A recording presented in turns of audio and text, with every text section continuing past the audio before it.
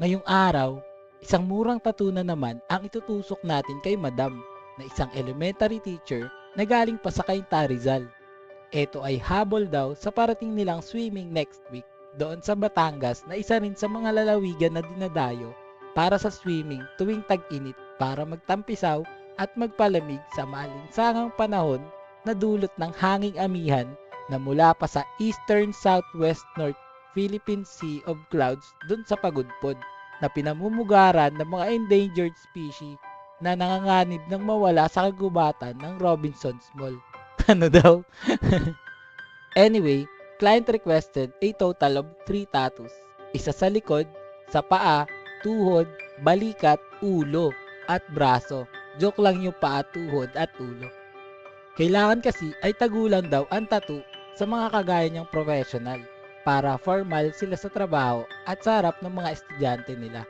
Si Madam ay bumiyahe nga papuntang studio dito sa Baras ng nakamotor kasama ang kanyang mister na may-ari ng isang maliit na negosyo ng chicken pastel na matatagpuan sa tabi ng Fatima doon sa Antipolo City proper. Para sa mga hindi nakakaalam gaya ko, ang chicken pastel, ito ay traditional stew or pie dito sa Pinas na gawa mula sa manok, sausages, mushrooms, peas, carrots, patatas, toyo at iba pang mga sangkap na pampalasa na may creamy sauce. Ito ay nagmula pa sa Spanish dish pastel de polo pero kakaiba sa luto ng Pinoy na hindi na kailangan i-bake para maging pie. Siyempre, binigyan ito ng mga Pinoy ng ibang timpla gamit lang yung mga sangkap gaya ng pinya na makikita at available sa palengke. Siguradong masarap at bagay na bagay i-partner sa puting kanin na bagong luto at mainit-init pa. Balik tayo kay Madam. Siya ay mayroong 2 years old na anak at ngayong taon ay plano niyang mangibang bansa sa Amerika para mas mabigyan ito ng mas magandang kinabukasan. Naikwento ko naman na mayroon din akong kapatid na nakatapos ng education sa course na BS in English. Siya ay si Lovely na nakatira sa Tanay Rizal na ngayon ay nagmamay-ari ng isang hektaryang lupain at maraming sasakyan. Ang boss niya, yung boss niya yung meron doon. Simple man ang buhay nila doon ay kitang-kita naman na masaya at kontento siya sa piling ng kanyang pamilya. Hindi man pagtuturo ang napili niyang trabaho sa ngayon ay hindi niya pa rin daw inaalis ang posibilidad na balang araw ay makakapagserbisyo din siya sa isang public high school para magbahagi ng kanyang mga kaalaman at mag-nurture ng mga isipan ng susunod na henerasyon para sa ikauunlad ng ekonomiya ng Pilipinas. Aking lupang sinilangan, tahanan ng aking lahi. Kinukukup ako at tinutulungan maging malakas. At mapunta naman tayo dito sa tattoo ni Madam. Actually, hindi naman talaga siya yung nakaschedule.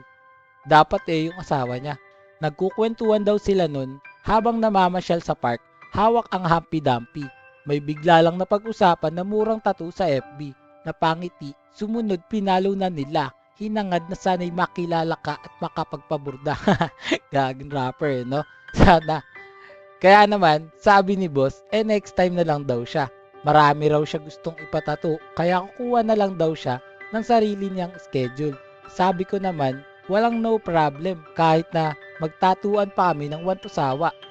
Meron nga pala ako guys promo. Tattoo all you can for only 20,000. Kung interesado kayo, message nyo lang ako dito sa FB page More Than Vlogs. Mag-text o tumawag sa cellphone number ko 0970-825-0395. Bago matapos tong video, alamin at panoorin natin ang client tattoo review. Let's go! Ma'am, tapos na yung tattoo mo sa likod, pati itong dalawa. Anong masasabi mo, ma'am? Okay naman, na-achieve naman yung gusto ko. Yun na. Mm-mm. Rate mo, ma'am, yung tattoo natin from 1 to 10. Siyempre 10. Yun na. Tapos, ulit ka pa ba, ma'am? Pagbalik mo sa Pinas. Pwede pa. Yun Meron pang space. Balis kasi yan si ma'am. Yun lang. Salamat, ma'am, sa tiwala. Sige.